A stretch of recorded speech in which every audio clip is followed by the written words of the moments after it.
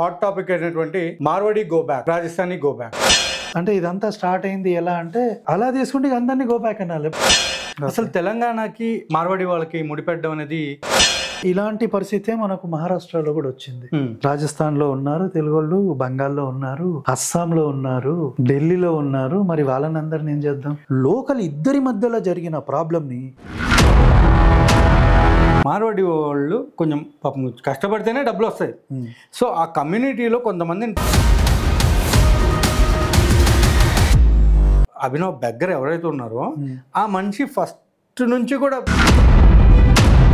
But అయినా కానీ ఇప్పటికీ ఆయనకి డబ్బులు పంపిస్తున్నారు, ప్లస్ ఇప్పటికి సపోర్ట్ చేస్తున్నారు. ఫాలోవర్స్ ఎవరు? గొర్రెలు. వీళ్ళు ఏ లిమిట్ కైనా వెళ్తారు. నేను గొర్రెలకు ఒకటే చెప్తాను, వాడికి ఏది చేతగానే పాస్టర్ అయ్యాడు.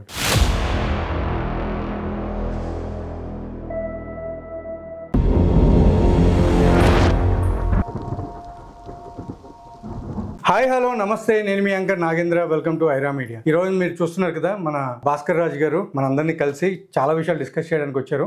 బట్ దానికంటే ముందుగా ఇప్పుడు హాట్ టాపిక్ అయినటువంటి Marwadi go back, Rajasthani go back, వాళ్ళ కల్చర్ గో బ్యాక్ లేకపోతే వాళ్ళనే గో బ్యాక్, ఇవన్నీ విషయాలు మన భాస్కర్ రాజు గారి నుంచి కూడా అడిగి తెలుసుకుందాం. ఐరా మీడియా ప్రేక్షకులకి, నాగేందర్కి, అందరికీ నమస్తే. నమస్తే సార్. మెయిన్లీ టాపిక్ ఒకటి బాగా రన్ అవుతుంది, అదేంటంటే మార్వాడి గో బ్యాక్ లేదా Marwadi culture go back, or else Rajasthani go back or Rajasthani culture go back. అసలు ఏం సార్ ఇది, ఎక్కడ వచ్చింది ప్రాబ్లం? నేను అనుకోవడం ఇది కమ్యూనిస్ట్ ప్రొపగండా అనుకుంటున్నాను. అంటే జనరల్ గా చాలా మంది కమ్యూనిస్టులు లేదంటే క్రిస్టియన్స్ వీళ్ళు అంబేద్కరిస్ట్ల వేషం వేసుకుంటారు. అంటే అంబేద్కరిస్ట్ వేషం తీసేస్తే లోపల కమ్యూనిస్ట్ అన్న ఉంటాడు, లేకుంటే క్రిస్టియన్ అన్న ఉంటాడు. ముస్లిమ్స్ ఎవరన్నా జిహాదీలు ఉంటే వాళ్ళు జనరల్ గా వాళ్ళని పట్టేసుకోవచ్చు. వాళ్ళ ప్రోగ్రామ్ అని నాకు అనిపిస్తుంది. ఎందుకంటే ఈ ఎవిడెన్స్ అంటే ఇదంతా స్టార్ట్ అయింది ఎలా అంటే ఐ థింక్ హైదరాబాద్ లోనే ఒక మార్వాడి మోండా మార్కెట్ లో కార్ పార్కింగ్ విషయమై కొంచెం గొడవ జరిగి ఒకరిని కొట్టాడు. ఆయన బీసీఓ క్లాస్ ఏదో అనుకున్నాం. 1-to-1 పర్సన్ కి సంబంధించిన విషయంలో మొత్తం ఒక సమాజాన్ని గో బ్యాక్ అనడం అనేది మరి జనరల్ గా చెయ్యరు ఎవరు. Correct sir. ఇప్పుడు అలా చేయాలంటే మనం పొద్దున్నే మార్కెట్కి వెళ్ళి పాలు తీసుకుంటాం. ఒక పాల ప్యాకెట్ దగ్గర మనం గొడవ అయితే వాడిని, ఆ సమాజాన్ని మొత్తం గో బ్యాక్ అనాలి. అదే సార్. లేదు ఇంకెవరన్నా అలా తీసుకుంటే అందరినీ గో బ్యాక్ అనాలి. ఎప్పుడు ఇక మన సమాజంలో ఇంకెవడు మిగలడు. అంటే ఇక్కడ ఏం జరుగుతుందండి సార్, ఇప్పుడు ఏమనంటే ఇది తెలంగాణ యాస తెలుసా లేదా తెలంగాణ గురించి ఏం తెలుసు నీకు, తెలంగాణ కల్చర్ తెలుసా అనేది మాట్లాడుతున్నారు. అసలు తెలంగాణకి మార్వాడి వాళ్ళకి ముడిపెట్టడం అనేది ఎంతవరకు కరెక్ట్ అని నా ఉద్దేశం. అంటే ఇప్పుడు మన భారతదేశంలో ఎక్కడైనా ఉండొచ్చు. అవును, అది మనకు రాజ్యాంగం ఇచ్చిన హక్కు. రైట్. ఒక వ్యక్తిని రాకూడదు అని అంటే నాకు సంబంధించి అది మరీ లో స్టాండర్డ్ ఆఫ్ డిస్కషన్. ఇలాంటి పరిస్థితే మనకు మహారాష్ట్రలో కూడా వచ్చింది. ఆయన ఎవరు ఉన్నారుగా, శివసేన ఇంకో సెక్షన్ ఎవరు ఉన్నారు. ఆయన ఏమంటాడంటే గుజరాత్ నుంచి అక్కడి నుంచి చాలా మంది మహారాష్ట్రలోకి వచ్చేసారు, గుజరాత్ కు వాళ్ళు వెళ్ళిపోవాలి, ఇక్కడ మహారాష్ట్రియన్సే ఉండాలి, మరాఠీ మాట్లాడనందుకు ఒకరిని కొట్టాడు ఎవరు. Right sir. సో ఇప్పుడు ఇలా చేస్తే మరి రాజస్థాన్ లో ఉన్న తెలుగు వాళ్ళని అందరినీ పంపించేయాలిగా. అక్కడ కూడా చాలా మంది ఉన్నారు నాకు తెలిసి. రాజస్థాన్ లో ఉన్నారు తెలుగు వాళ్ళు, బంగాల్లో ఉన్నారు, అస్సాంలో ఉన్నారు, ఢిల్లీలో ఉన్నారు. మరి వాళ్ళని అందరిని ఏం చేద్దాం? సార్ చాలా మంది అనుకుంటారు అవుట్ ఆఫ్ కంట్రీలోనే ఉన్నారని అనుకున్నాం, కానీ ఇక్కడ ఇండియాలోనే ఇతర ప్లేసుల్లో చాలా మంది తెలుగు వాళ్ళు ఉన్నారు. సో మనం అది కూడా దృష్టిలో పెట్టుకుని కూడా చాలా వరకు మూవ్ అవ్వాలనేది నా ఉద్దేశం కూడా. ఎందుకంటే ప్రతిసారి కూడా ఈ విధంగా చిన్న ఇష్యూస్కి గో బ్యాక్ అనడం అనేది కరెక్ట్ కాదనేది కూడా నా ఉద్దేశం. బట్ మీ ఉద్దేశంలో ఇప్పుడు ఎవరైతే తెలంగాణ శ్యామ్ అనే పర్సన్ దాన్ని పెద్ద ఇష్యూ చేయడానికి చూస్తున్నారు, అది ఎంతవరకు రైట్ అంటారు? తెలంగాణ శ్యామ్సన్ అంటే ఒక క్రిస్టియన్ అయినా ఆయనకు మన ధర్మం గురించి కానీ మార్వాడీల గురించి మాట్లాడే హక్కు లేదు. అందులో నేను విన్నది ఏంటంటే ఈ క్యాండిడేట్ డిఎంకే పార్టీకి సంబంధించిన వాడు ఏదో అన్నట్టు విన్నాను. మరి తెలంగాణ శ్యామ్ అనకూడదు, తెలంగాణ శ్యామ్సన్ అనాలి. ఎందుకంటే ప్రాబ్లీ ఈజ్ ఎ క్రిస్టియన్. ఇంకోటి కొంచెం పొలిటికల్ అఫిలియేషన్స్ కూడా ఉన్నాయి. పోనీ పొలిటికల్ అఫిలియేషన్స్ ఉన్న పార్టీలు సెక్యులర్ కాదు, సిక్యులర్ పార్టీ, సిక్ పార్టీస్ అంటాను. అంటే డిఎంకే, కాంగ్రెస్, ఏఎంఐఎం ఇలాంటి పార్టీలు, టిఎంసి వీళ్ళన్నీ ఏం చేస్తారంటే సెక్యులర్ అనే ముసుగు పెట్టుకుంటారు. కానీ వాళ్ళు జనరల్ గా వాళ్ళు చేసే ప్లాన్లు ఏంటంటే హిందువుల మధ్యలో లేకుంటే కులాల మధ్యలో అంటే బ్రాహ్మణుల మధ్యలో వీళ్ళ మధ్యలో చిచ్చులు పెట్టి వాళ్ళని విరగొట్టడానికి ట్రై చేస్తారు.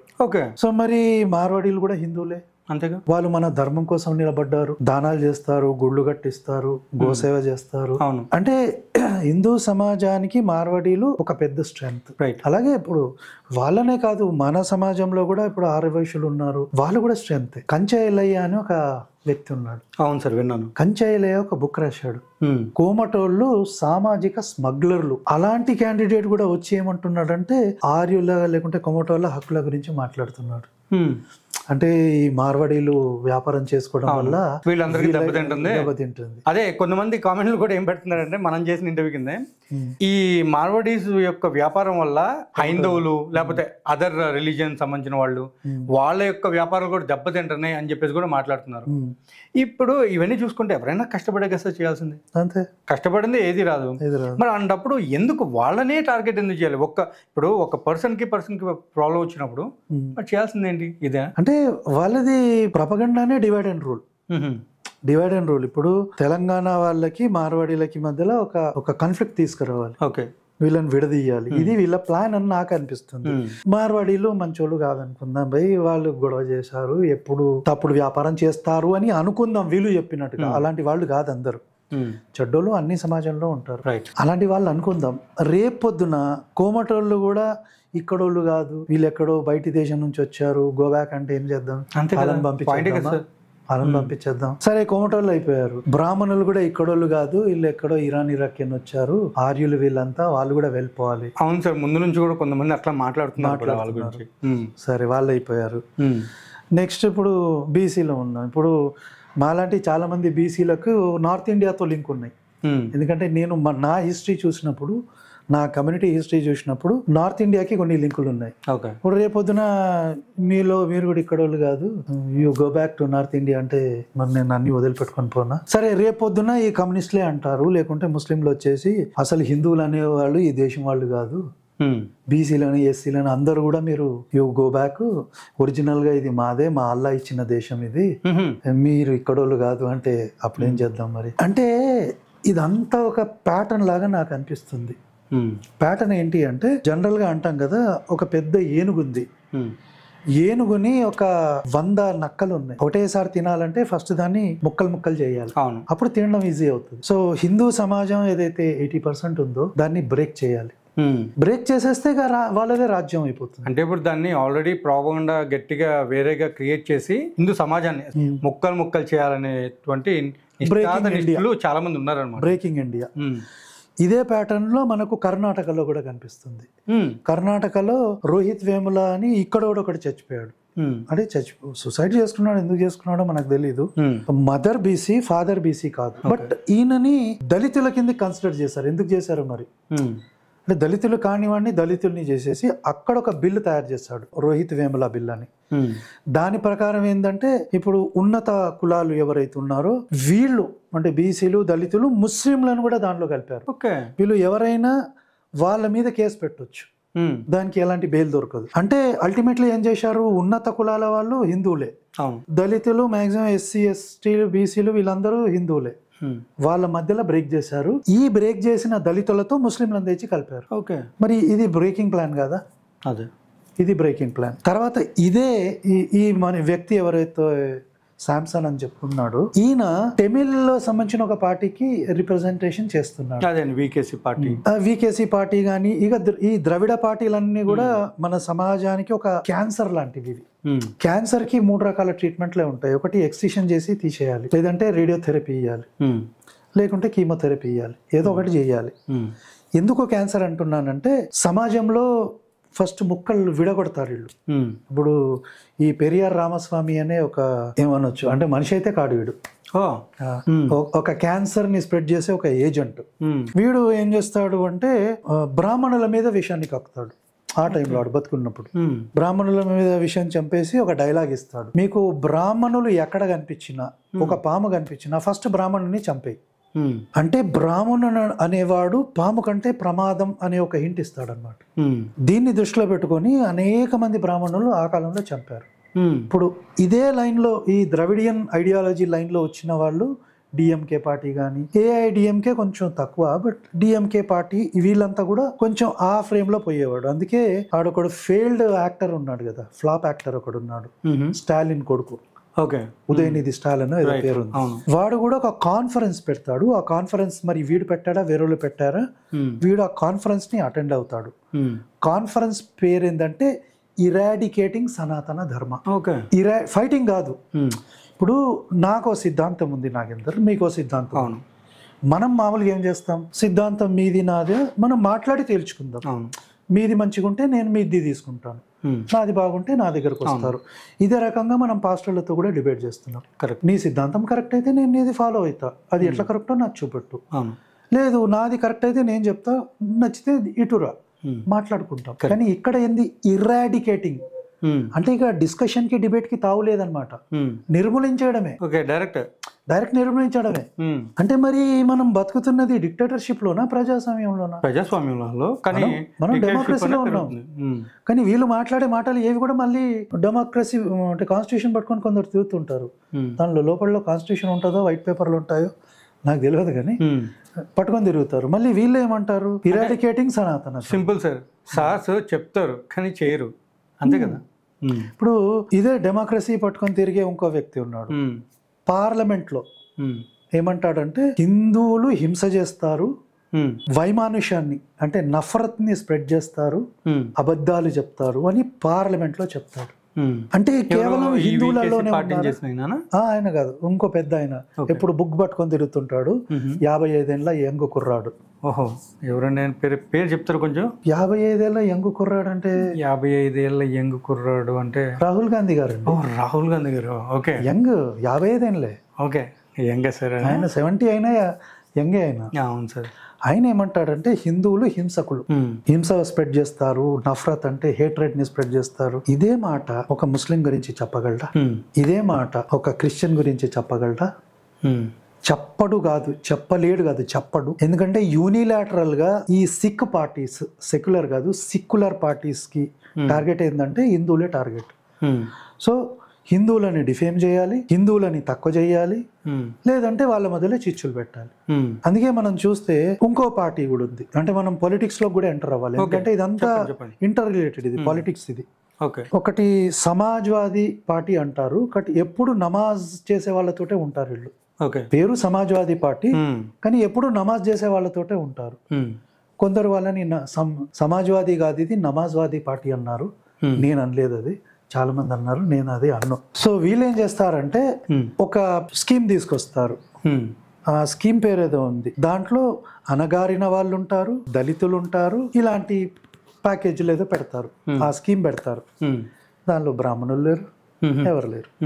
మళ్ళీ ఈ సెక్యులర్ పార్టీ ఏం చేస్తుంది అంటే ఉత్తరప్రదేశ్లో వాళ్ళ అధికారంలో ఉన్నప్పుడు 100 కోట్లు ఇచ్చి ఒక హజ్ హౌస్ కట్టిస్తుంది. 100 కోట్లు ఇచ్చి హజ్ హౌస్ కట్టిస్తుంది. హిందువులు రామ మందిరాన్ని కట్టుకుంటానంటే మాత్రం ఒప్పుకోదు, రామ మందిరాన్ని కట్టుకొనివ్వదు. రామ మందిరం బదులు మేము ఎక్కడైతే అయోధ్యలో కూల్చారో అక్కడ మళ్ళీ మస్జిదే కట్టిస్తామని అంటారు. అంటే వీళ్ళ ప్యాటర్న్ చూడండి, ఓటు కోసం హిందువులని ఎన్ని ముక్కలైనా చేయొచ్చు, ఎన్ని మాటలైనా మాట్లాడొచ్చు. ఓటు కోసం పోర్టులు గ్యారంటీ అంటారు, ఏవైనా చేయొచ్చు. ఇలాంటి పార్టీ ఇంకోటి వెస్ట్ బెంగాల్లో ఉంది. ఓకే, అది యాక్చువల్గా వెస్ట్ బెంగాల్, అది మరీ వేస్ట్ బెంగాల్ అయిపోతుంది మధ్యలో. సో అక్కడ ఒక ఆమె కూడా ఇట్లాగే చేస్తుంది, 100 కోట్లు ఇచ్చేసి హజ్ హౌస్ కట్టిస్తుంది బెంగాల్లో. ఓకే, మీరు మాట్లాడేది. కానీ మనము అక్కడ దుర్గా పూజ చేసుకోలేము, ఏ ఉత్సవాన్ని తీసుకోవాలంటే కోర్టుకి వెళ్ళి పర్మిషన్ తీసుకోవాలి. ఎందుకంటే ముస్లింలకు మాత్రం ఫుల్ రైట్ ఉంటాయి, వాళ్ళు ఏదైనా ఉత్సవం చేసుకోవచ్చు, ఏమైనా చేసుకోవచ్చు. కానీ హిందువులు మాత్రం వాళ్ళకి పర్మిషన్ లేదు. వాళ్ళు చేసుకోవాలంటే హైకోర్టుకో సుప్రీంకోర్టుకో వెళ్ళి పర్మిషన్ తెచ్చుకోవాలి. కోర్టు అక్షింతలు వేస్తుంది వీళ్ళ మీద. అంటే మరి హిందువులు అనేవాళ్ళు నిద్రపోతున్నా అంటే నిద్రపోవట్లేదు అనుకోండి, నేనైతే మేల్కొని ఒక 10 ఏళ్ళు అయింది. నేను కూడా అందరికీ ఏం చెప్తానంటే ఇలాంటి పిచ్చి ట్రాప్ లో పడకండి మీరు. ఎందుకంటే మనం ఎప్పుడైతే విడిపోయి నాది నాది అనే ఆలోచన చేస్తామో అప్పుడు ఎదుటివాడికి మనల్ని నిర్మూలించడానికి అన్ని ఆయుధాలు మనమే వాడికి ఇస్తున్నాం. అదే సార్, ఇప్పుడు అదే విధంగా ఇప్పుడు ఈ మార్వాడి గోబ్యాక్ అనే వాళ్ళలో హిందూస్ కూడా మెయిన్ పార్ట్ ప్లే చేస్తున్నారు అనేది ఒక నానుడు కూడా ఉంది. ఎందుకంటే వాళ్ళు కూడా వ్యాపారస్తులే, వాళ్ళు మాత్రమే వ్యాపారస్తులు మాత్రమే ఈ మార్వాడి గోబ్యాక్ నినాదాన్ని వాళ్ళు స్ట్రాంగ్ గా నినాదాన్ని పాటిస్తున్నారు అని చెప్పి చెప్పొచ్చా? చెప్పొచ్చు, కానీ దాంట్లో ఎంతమంది ఉన్నారో నాకు తెలీదు. ఎందుకంటే జనరల్ గా ఈ కమ్యూనిస్టులు ఏంటంటే, నేను చెప్పాను కదా మేకతోలు కప్పుకుంటారని. అయితే మనం మార్వాడీస్ ని కొన్ని నేర్చుకునే విషయాలు ఉన్నాయి. ఇప్పుడు మేబీ బిజినెస్ వాళ్ళు కొంచెం అగ్రెసివ్ గా ఉంటారు. వాళ్ళు అగ్రెసివ్ మాత్రమే కాదు, సిన్సియర్ గా ఉంటారు. కరెక్ట్. అది ఇప్పుడు నాకు తెలిసిన మార్వాడీలు ఉన్నారు కొందరు. స్టార్టింగ్ లో ఒక 10 years బ్యాక్ వాళ్ళని చూసినప్పుడు ఒక్క పూట భోజనం చేస్తారు. వాడి షాప్ లో కూర్చుంటే పొద్దుటి నుంచి రాత్రి వరకు అక్కడే కూర్చుంటాడు. సిన్సియర్గా చేస్తాడు. ఇదే కాదు, వాడు అక్కడ బిజినెస్ చేస్తే వాడి కమ్యూనిటీ వచ్చి వాడికి హెల్ప్ చేస్తుంది. కరెక్ట్. వాడికి హెల్ప్ చేసి వాడంట నిలబడుతుంది. మన తెలంగాణలో ఉన్న హిందువులు ఎంతమంది అలా చేయగలరు? సరే, వేరోళ్ళ సంగతి నేను వదిలేస్తాను. నా కమ్యూనిటీ, నేను బ్యాక్వర్డ్ క్లాస్ నుంచి వచ్చాను.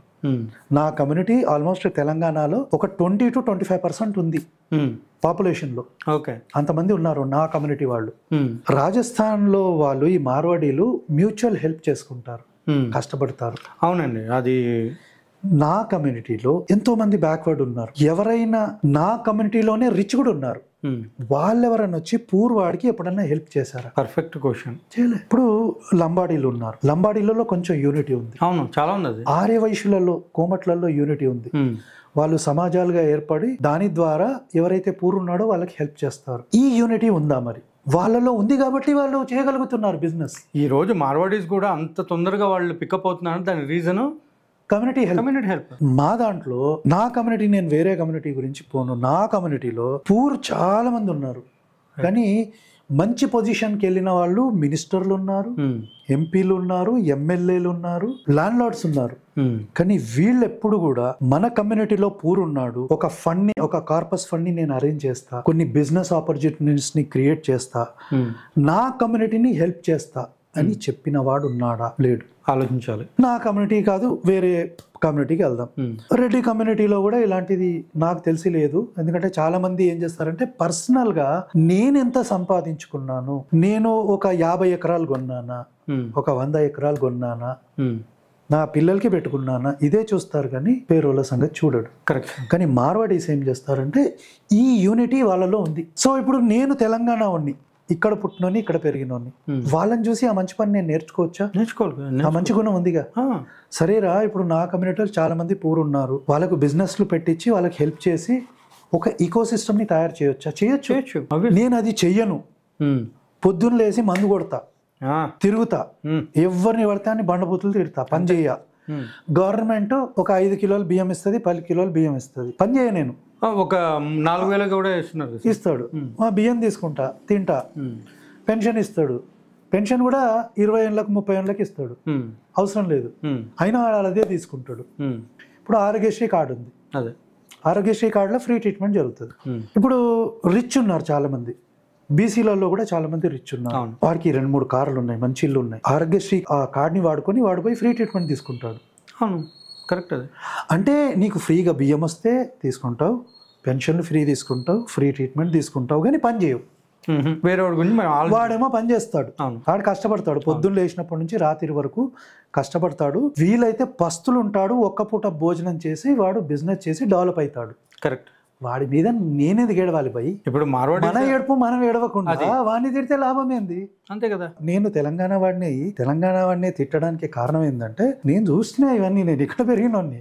రైట్. ఎందుకంటే ఇప్పుడు కష్టపడి పని చేస్తే ఆపర్చునిటీస్ వస్తాయి. ఎవరికైనా ఆపర్చునిటీస్ తీసుకోను, కమ్యూనిటీ హెల్ప్ చేయదు, నవాబులాగా నేను రోడ్ల మీద తిరుగుతాను, ఎవడన్నా తలుగుతే ఏందిరా నువ్వు, ఎక్కడోడివిరా నువ్వు, ఇక్కడ ఎట్లా వచ్చినవరా అంటే నీకేం చేత కాదు సార్, అది కష్టపడవు. ఒక డైలాగ్ మర్చిపోతున్నా సార్. రే, నేను ఈడ పుట్టినోడిని, ఇది నా ప్లేసు, నువ్వు బతకొచ్చినట్టుండు. ఈ డైలాగ్ ఎక్కువైపోయింది సార్. ఇప్పుడు అదే జరుగుతుంది. ఈ గోబ్యాక్ అంతా కూడా అదే. అల్టిమేట్లీ తిరిగి నీకు చేత కాదు, నువ్వు కష్టపడవు, ఇంకోడు కష్టపడి డెవలప్ అయితే ఊరుకోవు. ఇది ఏం లాజిక్ నాకు అర్థం కాదు. ఏం న్యాయం అని మాట్లాడాలి సార్ మనం? ఏం లాజిక్ ఇది? పోనీ మన కమ్యూనిటీ హెల్ప్ చేస్తుందా అంటే, ఎవడికి వాడు యమునా తీరే. కరెక్ట్. అది ఇప్పుడు మార్వాడీలు ఉన్నారు. సరే, మార్వాడీల గురించి ఇంత ఏడుస్తున్నారు భయ్. మార్వాడీలు ఎవరో చెప్తాను నేను. మార్వాడీలంతా కూడా రాజస్థాన్కి మేవాడ్ ప్రాంతం అంటారు. మేవాడ్ ప్రాంతం అని, అక్కడ రాజులు, గొప్ప రాజులు, బప్పా రావాలని గొప్ప రాజులు ఉన్నారు. వాళ్ళ చరిత్ర చూస్తే, అంటే ఇక్కడ వచ్చిన వాళ్ళు అందరు వాళ్ళని కాదు, ఆ ఏరియాకి వచ్చిన వాళ్ళు, వాళ్ళ శౌర్యం ఎట్లుండేది, ఎప్పుడైతే 11వ శతాబ్దంలో ఈ తురుష్కులు వీళ్ళంతా దండయాత్ర చేశారో ఈ మేవార్ రాజులే ఆ దుర్మార్గుల్ని ఆపారు. సూపర్. 200 సంవత్సరాలు వాళ్ళ మీద యుద్ధం చేశారు. అంతేకాదు బప్పా రావాలనేటైన వీళ్ళు వచ్చి దాడి చేస్తున్నారు మన భారతదేశం అని కింద ఉన్న రాజుల మీద, ఈవెన్ టెమిల్ రాజులు, పులకేసి ఇలాంటి రాజులతో మైత్రి ఫ్రెండ్షిప్ చేసి వాళ్ళ మీద ఫైట్ చేశాడు రానియకుండా. సూపర్. 200 సంవత్సరాలు ఈ తురకాలను అంటే మొఘళ్ళను మంగోళ్ళు కానీ వీళ్ళని ఆపారు. వాళ్ళే ఆపకుంటే మన భారతదేశం ఉండేదా అసలు? సౌత్ ఇండియా ఉండేదా అసలు? ఈరోజు నేను తెలంగాణ నేను గొప్పలు చెప్పుకున్నాము, అసలు తెలంగాణ ఉండేదా? కాపాడింది వాళ్ళే కదా మనల్ని.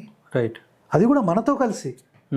ఇంకోటి చెప్తాను, పృథ్వీరాజ్ చౌహాన్ అని ఒక రాజు ఉన్నాడు. ఓకే. అక్కడి నుంచి వచ్చిన ఆయన. ఈయన పెళ్లి చేసుకుంది, నాకున్న ఇన్ఫర్మేషన్ ప్రకారం ఎవరినో తెలుసా, శ్రీలంకలో ఉన్న ఒక రాజకన్యని రాజకుమారిని పెళ్లి చేసుకున్నాడు.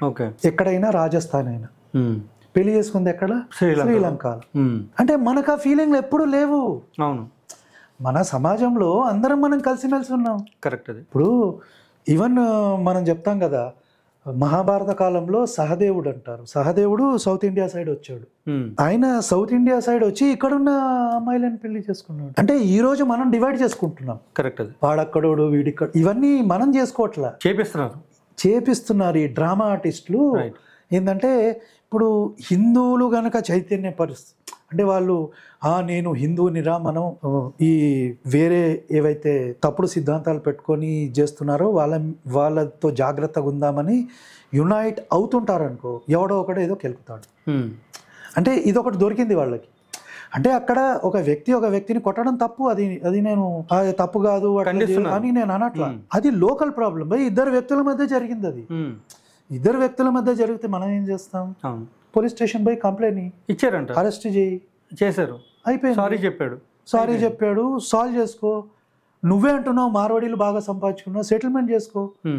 ఓ 1,00,000 రూపాయలు 2 లక్షలు ఇస్తాడు, నువ్వు ఇస్తే మళ్ళీ తాగి పడుకోకు. కరెక్ట్. అది ఒకటి పెట్టుకో, ఒక మంచి షాప్ పెట్టుకో, బాగుపడు నువ్వు కూడా వాళ్ళలాగా. అది అంటారు. బట్ లోకల్ ఇద్దరి మధ్యలో జరిగిన ప్రాబ్లమ్ని మొత్తం నేను తెలంగాణ మొత్తం చిచ్చు పెడతా, వాళ్ళని విలన్లలాగా క్రియేట్ చేస్తా అంటే మాత్రం అది చాలా తప్పు. అంటే ఇప్పుడు ఈ వీకేసీ పార్టీ సంబంధించిన శ్యామ్ ఏమని చెప్పాలండి, తెలంగాణ శాంసన్ అని చెప్పమంటారా? ఓకే. తెలంగాణ శాంసన్ అనేటువంటి ఏ వ్యక్తి అయితే ఉన్నారో ఆయనే ఈ విధంగా చేయడం అనేది కరెక్ట్ కాదనేది మన భాస్కర్ రాజు గారు చెప్తున్నారు. భాస్కర్ రాజు గారు, అదొకటి పక్క పెడితే ఇంకొక విషయం ఏంటంటే, అసలు మార్వాడి అంటే ఏంటి? వీళ్ళకి క్రిస్టల్ క్లియర్గా అర్థమయ్యేటట్టు చెప్పేసింది. అంటే ఇప్పుడు మన దగ్గర ఎట్లనైతే సమాజాలు ఏర్పడ్డాయో, over a period of time కొన్ని సమాజాలు ఏర్పడ్డాయి. జైనులు ఉన్నారు, సిక్కులు ఉన్నారు, మార్వాడి, ఇలాంటి అన్ని జాతులు ఉన్నాయి. మార్వాడీలలో మళ్ళీ అందరు రిచ్ కాదు. అవును, దాంట్లో కూడా బ్యాక్వర్డ్ క్లాసెస్ ఉన్నాయి మనలాగా. బట్ వాళ్ళు కూడా కష్టపడతారు. ఒకటి గమనించు నాగేంద్ర, ఇప్పుడు తెలుగువాడు ఇక్కడ అన్ని పోజులు కొడతాడు కదా. అవును. ఇదే తెలంగాణ వాడు అమెరికాకి వెళ్ళాడు అనుకో, ఎంత కష్టపడతాడు తెలుసా? అక్కడ చూపించాలి, కష్టపడతాడు. అవును. ప్రాబ్లం అంతా ఎక్కడ వస్తుంది తెలుసా? ఇక్కడే వస్తుంది. అవును. ఇక్కడ ఉన్నప్పుడు కష్టపడ్డు, అమెరికాకు పో, తెలంగాణ వాళ్ళు ఏం కష్టపడతారు, తెలుగు వాళ్ళు ఎంత కష్టపడతారు, రిచెస్ట్ అంతా వాళ్ళే. కానీ రోగం అంతా ఇక్కడనే వస్తుంది మనకి. పోతే అందరూ అట్లా ఉన్నారని నేను చెప్పట్లా, మన దానిలలో కూడా కష్టపడే తత్వం ఉంది. పోతే ఒకరి దగ్గర మంచి ఉంటే దాన్ని నేర్చుకోవడం తప్పలేదు కదా. అది నేను అంటాను. పోతే ఇంకోటి మీరు చెప్పాడు, కల్చర్ గో బ్యాక్ అన్నా. ఇప్పుడు తెలంగాణ కల్చర్ అనేది ఏంటి అని అంటే ఇట్స్ ఎ మిక్స్. ఇప్పుడు ఆ కాలంలో నవాబు, ఈ నిజాము వాళ్ళ కల్చర్లు వచ్చాయి. సరే, ఇప్పుడు పీర్ల పండుగ చేస్తారు మనం, మరి ఆ కల్చర్ మనకెందుకు పీర్ల కల్చరు? ఆ పండుగ మనది కానే కాదు. ఇప్పుడు చాలా మంది హిందువులు తెలంగాణలో దర్గాలకు వీటికి వెళ్తారు. అవును, వెళ్తారు. మన కల్చర్ అది కాదు. అంటే రాజస్థాన్లో ఎక్కడో ఒకడు ఏదో కల్చర్ని ఫాలో చేస్తున్నాడు, డాండియా, దాన్ని నేను ఇక్కడ పాటించాను కానీ మసీద్లకి దర్గాలకి వెళ్తావా అంటే దాంతో నీకు ప్రాబ్లం ఉంది, దీంతో ప్రాబ్లం లేదు. పీర్ల పండుగ పెట్టుకొని ఏదో నీ ఇంటి చుట్టమాడో చచ్చిపోయినట్టు వాడి కోసం పీర్లు తీస్తావు, కానీ నీ తోటి హిందూ ఏదో చేశాడని మాత్రం అని మొత్తం గో బ్యాక్ అంటావు. ఏం లాజిక్ నాకైతే ఇది అర్థం కావట్లేదు సార్. కరెక్ట్ అండి. సో అదేవిధంగా సార్ ఇక్కడ ఏంటంటే, ఇప్పుడు మార్వాడి వాళ్ళు ఇంత కష్టపడి వాళ్ళు పైకి వస్తున్నారు కదా, ఇప్పుడు మీరు చెప్పినట్టు వాళ్ళలో ఉన్న మంచితనాన్ని మనం తీసుకుని రేపటి రోజు మీరు చెప్పినట్టు బ్యాక్వర్డ్ అంటే మన గ్రూప్లోనే చాలామంది కూడా ఉన్నారు ప్రాబ్లమేటిక్గా. సో అలాంటి వాళ్ళకి హెల్ప్ చేయడానికి సహకరించాలని చెప్పి ఈ శాంసన్ తెలంగాణ శాంసన్ అని పేరు పెట్టుకున్న ఈయన తెలుసుకుంటే బాగుంటుందని నా ఉద్దేశం కూడా సార్. ఖచ్చితంగా మనం ఈ వీడియో ద్వారా ఇంకో పిలుపును కూడా ఇవ్వాలి. ఇవ్వండి సార్. ఇప్పుడు ఎట్లాగో హిందూ సమాజం యాజ్ ఎ హోల్ అయితే కలుస్తుందో లేదో అది చాలా తక్కువ. ఇప్పుడు స్వామీజీల ద్వారా మాలాంటి వాళ్ళ ద్వారా ఇప్పుడు మన ఛానల్కి రెడ్డిలు వస్తారు, బీసీలు వస్తారు, ఎస్సీలు వచ్చి అయ్యా హిందూ అని స్ట్రాంగ్గా చెప్పుకుంటారు. దాన్ని పక్కన పెడదాం కొంచెంసేపు. బీసీలలోనే ఎన్ని కులాలు ఉన్నాయి, నా కమ్యూనిటీ ఉంది, లేకుంటే వేరే కమ్యూనిటీలు ఉన్నాయి, రెడ్డిలు ఉన్నారు. వీళ్ళు కూడా ఏం చేయొచ్చు అంటే వాళ్ళ సమాజంలో కొన్ని కార్పస్ ఫండ్ని అరేంజ్ చేసి కొన్ని సంస్థలను ఏర్పాటు చేసి వాళ్ళ కమ్యూనిటీలో ఎవరైతే బ్యాక్వర్డ్ ఉన్నారో వాళ్ళకి కొంచెం హెల్ప్ ఇవ్వచ్చుగా. కరెక్ట్. అలా చేస్తే బాగుంటుంది కదా. ఈ ఏడ్చే బదులు సరే నువ్వు హిందూ సమాజానికి ఏం చేయకు, కనీసం నీ కమ్యూనిటీలో ఎవడైతే అణగారిన వాడు ఉన్నాడో వానికి హెల్ప్ చేయొచ్చుగా. అదన్నా చేయొచ్చు. నువ్వు వాడు గో బ్యాక్ వీడు గో బ్యాక్ అనే బదులు నువ్వేం చేసావు నీ సమాజానికి. వికేసీ పార్టీలో జాయిన్ అయ్యి వచ్చింది సార్. అది వికేసీ పార్టీలో ఎవరైతే దాన్ని స్థాపించారో ఆయన గురించి ఒక మాట చెప్పారు సార్. మనం రీసెంట్లీ ఒక ఇంటర్వ్యూ చేసాము. సో ఆ ఇంటర్వ్యూలో ఆ గెస్ట్ చెప్పిన విషయం ఏంటంటే మెయిన్ థింగ్ 70 సంవత్సరాల తర్వాత ఆయన సొంత కూతురుని పెళ్లి చేసుకున్నారు అనేసి మాట్లాడడం జరిగింది. అది ఆయన హిస్టరీ గురించి మీకు ఏమైనా తెలుసుంటారా? ఎవరు? పెరియార్ రామస్వామి. పెరియార్ రామస్వామి అన్నాడు క్యాన్సర్ రావుడు. ఇదైతే క్యాన్సర్. అది అలాంటి క్యాన్సర్ ఎంత తొందరగా మన సమాజం నుంచి నశించిపోతే ఈ ద్రవిడనిజం అనే క్యాన్సర్. అంటే అలాంటి వాళ్ళ గురించి అలాంటి కల్చర్ని ఇప్పుడు తెలంగాణకి ఇవ్వాలనుకున్నాడు ఈ శాంసన్ అని మాత్రం మాట్లాడుతూ జరుగుతుంది. అలా అనిపిస్తుంది. ఎందుకంటే ఇప్పుడు కమ్యూనిజం అనే ఒక సిద్ధాంతం ఉంది. మనం కమ్యూనిస్టులతో మాట్లాడలేము, ఎందుకంటే డిస్కషన్ అనే దానికి స్కోప్ లేదు అక్కడ. ఇప్పుడు మనం పాస్టర్లతో కొందరితో మాట్లాడతాం. ఈ రోజులలో ఏమవుతుందంటే జాబులు లేవు కాబట్టి వాళ్ళు కూడా రావట్లా. కమ్యూనిస్ట్తో మనం మాట్లాడలేము. వాడు మూర్ఖంగా వాడు చెప్పిందే చెప్తాడు, ఏ ఆధారం ఇయ్యడు. ఏమనంటే ఆర్య ద్రవిడ సిద్ధాంతం అంటాడు, ఆధారం ఇయ్యారా అంటే ఆధారం ఇయ్యడు. సో ఏ తలాతోక లేకుండా మాట్లాడతాడు. ఇక మరీ కోపం వచ్చిందంటే నేను చంపేస్తాను, నరికేస్తా అంటాడు. ఆ టైపు కరెక్ట్ మెంటాలిటీ. ఈ ద్రవిడనిజం అనేది కూడా దాదాపు అలాంటిది.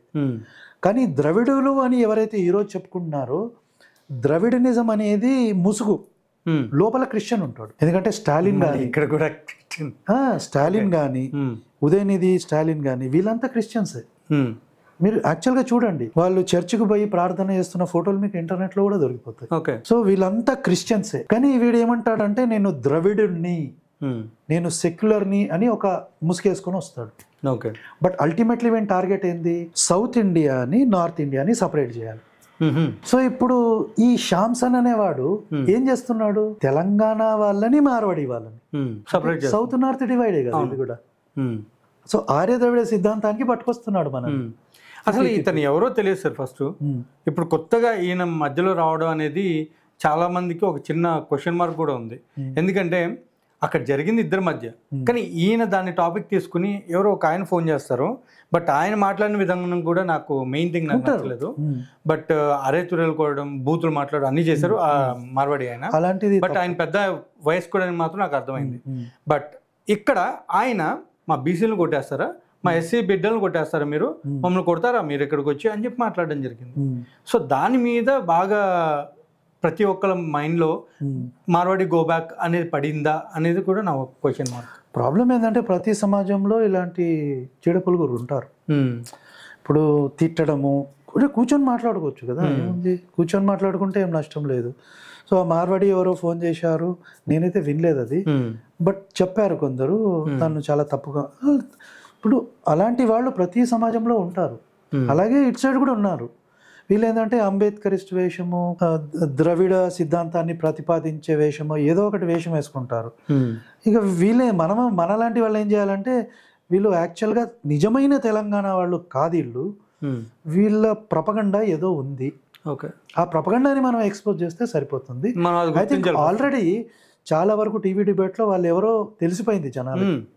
ఎందుకంటే నేను రీసెంట్గా ఒక టీవీ ఇంటర్వ్యూలో మార్వాడి కల్చర్ని మేము తీసుకోము అని అంటే యాంకరే తిట్టేస్తున్నాడు వాళ్ళని. ఆ కల్చర్ని తీసుకోవద్దు అంటున్నావు, హిందూ పండుగలు తీసుకోవద్దు అంటున్నావు, ఇది చాలా తప్పు అని యాంకరే ఫైర్ అయ్యాడు. అంటే జనరల్గా యాంకర్లు న్యూట్రల్గా ఉంటారు, మీరు ఎట్లనైతే న్యూట్రల్గా ఉంటారో న్యూట్రల్గా ఉంటారు. కానీ వీళ్ళు చేసే లెక్కలు ఎట్లున్నాయంటే తెలిసిపోతుంది, అవును ఈడు మాట్లాడేది తప్పు, ఈడికి ఏదో ఎజెండా ఉంది. రైట్. ఇంకో ఎజెండా గురించి కూడా చెప్తాను, చెప్పండి. ఈ వీడియోలోనే మనం కవర్ చేసేది. ఇప్పుడు ధర్మస్థల అని ఉంది. ఓకే. ఇది కూడా హిందువులని డిఫేమ్ చేయడానికో డివైడ్ చేయడానికో ఒక పద్ధతి. ఓకే. ఎందుకంటే ఒక వ్యక్తి వచ్చాడు, వాడు ఏం చేశాడంటే వాడు ఎవడో తెలియదు, వాడి పేరు కూడా తెలియదు, తలకి బట్ట చుట్టుకొని ఒక పుర్రెని తీసుకొని వచ్చాడు. ఇప్పుడు పుర్రె కావాలంటే మనకేముంది, శ్మశాన వాటికి ఎక్కడికి వెళ్తే ఎవడో ఒకడు ఒక హెడ్ ఇస్తాడు, అంటే 100 రూపాయలు 500 పెడితే ఎవడో. అది కూడా కాకపోతే మన అఘోరి ఉంది కదండి, ఇప్పుడు ఎక్కడ ఉందో కూడా తెలియదు, ఆన్లైన్ ఒక పుర్రి ఇస్తాడు. ఈడు ఆ పుర్రెని తీసుకుపోయి పోలీస్ స్టేషన్కి వెళ్ళి, నేను ధర్మస్థల అనే ఈ సంస్థలో కర్ణాటకలో ఏదైతే గుడి ఉందో మంజునాథ స్వామి గుడి, నేను అక్కడ పనిచేశాను 30 ఏళ్ళ క్రితము. అక్కడ నా చేతులతో నేను ఎన్నో శవాలను, వందలాది శవాలను పాతిపెట్టాను, వందలాది శవాలు పాతిపెట్టాను. అక్కడ స్త్రీల పట్ల రేపులు జరిగేవి, మానభంగాలు జరిగేవి, వందలు. మళ్ళీ 10 ఫీట్లు నేనే 10 ఫీట్లు తోవడం అంటే మజాకా? మరి 10 ఫీట్లు అంటే ఒక ఫ్లోరు. వీడేమంటాడు 10 ఫీట్లు కాదు 15 ఫీట్లు 18 ఫీట్లు తవ్వి నేనే నా చేతులతో శవాలను పూడ్చాడు. సరే, ఇప్పుడు ఈడు ఇన్ని పూడ్చాడని చెప్తున్నాడు, పోలీసులు ఏం చేయాలి? మామూలుగా ఎంక్వైరీ చేయాలి. అసలు వీడెవడు, వీడి బ్యాక్గ్రౌండ్ ఏంటి, వీడు నిజంగా అక్కడ పనిచేశాడా, ఇవన్నీ ఎంక్వైరీ చేయాలి. అదేం చేయట్లా పోలీసు, డైరెక్ట్ వెళ్ళి సరే పోయింది తోవడం మొదలు పెడుతుంది, ఏదో కేసు ఏదో పెట్టినట్టున్నారు. వీడి మీద ఆల్రెడీ 18 క్రిమినల్ కేసులు ఉన్నాయి. ఎవడైతే కంప్లైంట్ ఇచ్చాడో 18 దొంగనా మర్డరరా ఎవడో మనకు తెలియదు. అని మాట తీసుకొని గవర్నమెంట్ ఏది వీడు చెప్తే చేస్తుంది. అంతెందుకు, కొందరు కెమెరాలు పట్టుకొని యూట్యూబర్లు పోతున్నారు, దాంట్లో ముస్లిమ్స్ ఉన్నారు. వీళ్ళకేం పని అక్కడ పోయేది? గుడి దగ్గరికి ఓ తుర్కోడు యూట్యూబ్ చేసేవాడు ఎందుకు వెళ్ళాలి? వెళ్ళి వాడు కూడా దానికి అంటే అగ్గికి ఆజ్యం పోస్తున్నాడు. ఇంతమంది చచ్చిపోయారు, కంప్లైంట్ పెట్టారు. అట్లాగే అల్ జజీరా టీవీ అంటే భారతదేశంలో ఉన్న ఛానళ్ళు కాదు, ఎక్కడెక్కడో ఉన్న ఛానళ్ళు అన్యాయం జరిగిపోయింది స్త్రీలకి అని అల్ జజీరా టీవీ చెప్తోంది. అల్ జజీరాలో వెబ్ పోర్టల్లో న్యూస్. సిరియాలో అక్కడ చిన్న అమ్మాయిలనేమో డబ్బులు పెట్టి అమ్ముకోవచ్చు, కొనొచ్చు. అది ప్రాబ్లం కాదు వీడికి. ఇక్కడ ఏదో జరిగిపోతుందని ఆడికి ప్రాబ్లం అన్నమాట. అంటే ప్రొపగండా చూడండి ఎట్లుంది. పోతే మొత్తానికి అక్కడ పొయ్యారు, తవ్వారు, అసలు ఏం లేదు అక్కడ. అంటే ఇదంతా ఫేక్ ప్రొపగండా. ఏముంది అక్కడ? ధర్మస్థల అనేది మంచి పేరు, కొందరు లక్షలాది భక్తులు అక్కడికి వస్తారు, దాన్ని చెడగొట్టాలి, ఇన్స్టిట్యూషన్ని బర్బాద్ చేయాలి. ఇంకో ఆమె వచ్చేసి నా కూతురు కూడా అక్కడ తప్పిపోయింది, మర్డర్ అయ్యి అక్కడే పాతి పెట్టారేమో అని ఒక ఆమె చెప్తుంది. అల్టిమేట్లీ చూస్తే ఇన్వెస్టిగేట్ చేస్తే అసలు ఆమె కూతురే లేదు. సరిపోయింది, ఆమె కూతురే లేదు. ఎందుకంటే ఒక 20 ఏళ్ల క్రితం ఆమెనే ఒక వీడియో రిలీజ్ చేసి నాకు ఎవరు పిల్లలు లేరు, నేను కుక్కల్ని పెంచుకుంటున్నా, నక్కల్ని పెంచుకుంటున్నా అంటది. ఇప్పుడేమో నా కూతురని ఫోటో చూపెడుతుంది. ఆ కూతురని ఎవరిదైతే ఫోటో చూపెడుతుందో ఆ ఫోటోలో యాక్చువల్గా ఇంకో అమ్మాయి ఉంది. ఆమెకు ఈ స్థలానికి సంబంధం లేదు. అంటే హిందువులు ఎందుకు జాగృతి కావాలి అంటే ఎందుకే చెప్తాను, మన చుట్టూ మనల్ని విడగొట్టడానికి రకరకాల కుట్రలు చేస్తున్నారు. అంటే ఇక్కడ హిందువులను విడగొట్టడానికి హిందువులు కూడా కొన్ని ప్రాపగండాలు చేస్తున్నారని కూడా చెప్పుకోవచ్చు అంటారా? యాక్చువల్గా హిందువులలో 2 రకాలు ఉంటారు, పేరుతో హిందూ, కర్మతో హిందూ. పేరుతో హిందూ ఉన్న వాళ్ళు మన చుట్టుపక్కల ఉన్నారు. వాడు నేను హిందువుని అంటాడు, పేరు పెట్టుకుంటాడు, అన్నీ ఉంటాయి. ఇంకోటి చాలా మంది క్రిస్టియన్లు కూడా హిందూ పేర్లే ఉంటాయి. సో వాళ్ళని వదిలేయచ్చు మనం. సో పేరుతో హిందూ, కానీ వాడు హిందూ సమాజానికి ఏం చేయడు. ఇప్పుడు రాముని కృష్ణుని తిడితే నాకెందుకు, తిట్టుకొని దేవుడు చూసుకుంటాడు. దేవుడు ఎందుకు చూసుకుంటాడు? పోయి నువ్వేం చేస్తున్నావు, మరి నువ్వేం పెక్తున్నావు? అంటే గుడికి వెళ్ళి 2 కొబ్బరికాయలు ఇచ్చి 2 అట్టి పనులు ఇచ్చి పూజ చేసి గంట కొడితే అయిపోయిందా నీ పని? అరే నీ హిందూకి అన్యాయం జరుగుతుంది, నీ గుడి మీద అబండాలు వేస్తున్నాడు. అంతకుముందేమో తిరుపతిలో లడ్డూలో ఏదో మిక్సర్ చేశారన్నారు, అక్కడ మాట్లాడు, ఇక్కడ మాట్లాడు. మరి హిందూ పేరు పెట్టుకుంటే హిందూ అయిపోతాడా? అంటే సార్ ఇప్పుడు హిందూ అనేది కూడా మనం ఇప్పుడు మీరు ధర్మస్థలం అన్నారు కాబట్టి నేను ఇంకోటి కూడా కవర్ చేద్దాం అనుకుంటున్నాను. ఇక్కడ ఏంటంటే రాజస్థాన్ కానివ్వండి, లేకపోతే బీహార్, బెంగాల్, లేకపోతే ఒరిస్సా ఇట్లాంటి ప్లేసుల్లో క్రైస్తవుల్ని హిందువులు దాడి చేసి మరి కొట్టి తనుతున్నారు. అది ఎంతవరకు కరెక్ట్ అంటే, ఎందుకంటే వాళ్ళు అమాయకమైనటువంటి వాళ్ళు. నిజం చెప్పాలంటే పాస్టర్లలో కొంచెం ఎవరైనా ఇట్లా చేశారు, వాళ్ళని కొట్టారంటే అది వేరు. బట్ వీళ్ళు మాత్రం అట్లా కాకుండా ఫ్యామిలీలు కూడా చిన్న పిల్లలతో సహా కొట్టేసి ఊరు నుంచి అలా కొట్టడం అనేది ఎంతవరకు కరెక్ట్ అంటారు? అంటే ఒకటి ఈ ప్రాబ్లం అంతా రావడానికి కారణం ఒక రకంగా క్రిస్టియన్సే. ఇప్పుడు నేను నా ఇంట్లో కూర్చున్నాను భయ్, నాకు ధర్మం ఉంది, దాన్ని ఫాలో చేస్తున్నా. ఇంకోటి నా దగ్గరకు వచ్చి నాదే కరెక్ట్, విగ్రహాలను తప్ప అంటే ఎవరికైనా గుంజి కొట్టాలనిపిస్తుంది, కొడతారు. మరి పోతే మేమేం చేస్తున్నాం, అరే కొట్టకండ్రా బాబు, మంచిగా కూర్చోబెట్టండి, టీ కాఫీలు ఇవ్వండి, మేము బుక్కులు రాసాము, ఒక 4 ప్రశ్నలు వేయండి, ఆ ప్రశ్నకు సమాధానం చెప్పకపోతే బుక్కులన్నీ తీసేసుకోండి, ఏ రోజైతే సమాధానం చెప్తాడో అప్పుడు ఆ బుక్లు ఇచ్చేయండి. మన తిరుపతిలో పనిచేసే వాళ్ళు దగ్గర 2-3 కూడా మొన్న దొరకడం జరిగింది, చర్చిల్లో ఉండటం కానివ్వండి, లేకపోతే ప్రార్థనలు చేయడం ప్రతి ఒక్క చోట. సో మరి వాళ్ళకి ఉద్యోగాలను తీసారా లేకపోతే అట్లా ఉంచుకున్నారా? యాక్చువల్గా తీసేయాలి కదా. ఇప్పుడు ఒక క్రిస్టియన్ అనేవాడు యేసుని నమ్ముకుంటాడో, యెహోవాని నమ్ముకుంటాడో, పరిశుద్ధాత్మని ఆ 3లో ఎవరినో నమ్ముకుంటాడు. వెంకటేశ్వర స్వామి నాడే నమ్మడు కదా. మరి నమ్మని దేవుడి దగ్గరికి ఎందుకు వెళ్ళి ఉద్యోగం చేస్తున్నావు? ఇప్పుడు వెంకటేశ్వర స్వామి భోజనం పెడుతున్నాడు, ఉద్యోగం ఇచ్చాడు, యెహోవా ఇయ్యలేకపోతున్నాడు, యేసు ఇయ్యలేకపోతున్నాడు. అంటే నువ్వు నమ్ముకున్న దేవుళ్ళే నిన్ను ఫెయిల్ చేసినప్పుడు ఇంకా మతంలో ఉండి లాభం ఏంది? శుభ్రంగా హిందూ అయిపోయి అక్కడే కంటిన్యూ అయిపోవచ్చు. ఇప్పుడు విగ్రహారాధన చేయడం తప్పని బైబిల్ చెప్తుంటే నువ్వు ఆ విగ్రహం నుంచి వచ్చిన డబ్బులతోటే జీతం ఎందుకు తీసుకుంటావు? కరెక్ట్. బయటికి వచ్చేయచ్చు, బయటికి వచ్చి నా ఏసే నాకు ఉద్యోగం ఇప్పిస్తాడు, నా ఏసే డబ్బులు ఇప్పిస్తాడు. నువ్వు ఏం చేస్తున్నావు? నీ దేవుణ్ణి రోడ్డు మీదకి తెచ్చి వీడు వేస్ట్ గాడు, వీడు నాకు డబ్బులు ఇవ్వడు కాబట్టి నేను వెంకటేశ్వర స్వామి దగ్గర పోయానని ఈడే చెప్పుకున్నాడు. ఇప్పుడు వీడి మతాన్ని, వీడి దేవుణ్ణి ఇన్సల్ట్ మనం చేస్తున్నామా? వాడే చేసుకున్నాడు కదా. నువ్వు నమ్మని దేవుడి దగ్గరికి వెళ్ళి ఉద్యోగం చేస్తున్నావు, నమ్మటాన్నేమో వదిలేసావు. అంటే నాకేం అర్థమైందంటే సార్, వాళ్ళు ముందు నుంచి కూడా తిరుపతిలో వర్క్ చేస్తూ ఉంటారు సార్, కానీ దాని మధ్యలోనే ఈ మార్పులు ఏమైనా జరగచ్చు అని నేను అనుకుంటున్నాను. జరిగినప్పుడు తెలుసుకున్నాడు కదా నిజదేవుడిని. సార్ నాకు నిజదేవుడు తెలిసిపోయింది, వెంకటేశ్వర స్వామి నిజదేవుడు కాదు, రిసిగ్నేషన్ లెటర్ నాది, ఐఎమ్ గోయింగ్ టు యేసు, అయిపోయింది. ఎట్లయినా సరే ఇది మీరు చేయాల్సిందని మాత్రం క్లియర్గా చెప్పేస్తున్నారు మన. అంతే కదా సార్. ఇప్పుడు మతం మారాడు, మతం ఎందుకు మారాడు అంటే అక్కడ దేవుడు ఉన్నాడని నమ్మినాడు. Right right. ఈయన దేవుడు కాదని తెలుసుకున్నాడు వెంకటేశ్వర స్వామి. ఇప్పుడు ఏం చేయాలి? రిసిగ్నేషన్ లెటర్ ఇచ్చి బయటికి రావాలి. సో అదే విధంగా మిలిటరీలో కూడా సేమ్ థింగ్ హ్యాపెన్ అని కూడా మాట్లాడుతున్నాను. అవునవును. ఎందుకంటే ఆయన యేసు ప్రభువుని నమ్మినటువంటి ఒక అవును, ఐ మీన్ ఆయన జనరల్ ఢిల్లీలోనో ఎక్కడో జరిగింది, ఆర్మీలో ఉన్నాడు, మొత్తం దెబ్బకి మొత్తం డిస్మిస్ చేస్తారంట, తీస్తారంట. ఇప్పుడు ఆర్మీలో ఎట్లా ఉంటుందంటే వాళ్ళు యాక్చువల్గా సెక్యులర్. ఎందుకు అంటే అన్ని పండుగలు చేస్తారు. అవును, క్రిస్మస్ చేస్తారు, రంజాన్ చేస్తారు, హిందూ పండుగలు అన్నీ కూడా చేస్తారు. ఇంకోటి ఎక్కడన్నా నినాదం ఇవ్వాలి. ఇప్పుడు ఒక్కొక్క ఇన్ఫెంట్రీ డివిజన్కి ఒక్కొక్క నినాదం ఉంటుంది. కొందరు జై బజరంగ్ బలి అంటారు, అంటే ముస్లిం అయినా జై బజరంగ్ బలి అనాల్సిందే, అంతేగా, ఎందుకంటే అది రూల్ అది. సో అక్కడ నేను అనను అంటే ఇంటికి పోరా అంటారు, ఎందుకంటే అది నిజమైన సెక్యులర్ ఇన్స్టిట్యూషన్. సో సెక్యులర్ ఇన్స్టిట్యూషన్లో ఉండి లేదు నేను సెక్యులర్గా ఉండను, నేను కేవలం క్రిస్టియానిటీని నమ్ముతానంటే నువ్వు అక్కడ ఉండాల్సిన అవసరం లేదు, ఇంకా బయటికి వచ్చేయచ్చు. తీస్తారు అందుకే సార్. మనం ఎట్లా అంటే మనం ఒక టాపిక్ అనుకున్నాం కానీ చాలా వరకు అన్ని కవర్ చేస్తున్నాం కాబట్టి నేను మిమ్మల్ని ఒక మాట అడగాలనుకుంటున్నాను, ఏమి అనుకోకండి. అదేంటంటే ఇప్పుడు ఈ మధ్యకాలంలో కొంతమంది బెగ్గర్స్ అని మనం మాట్లాడాం.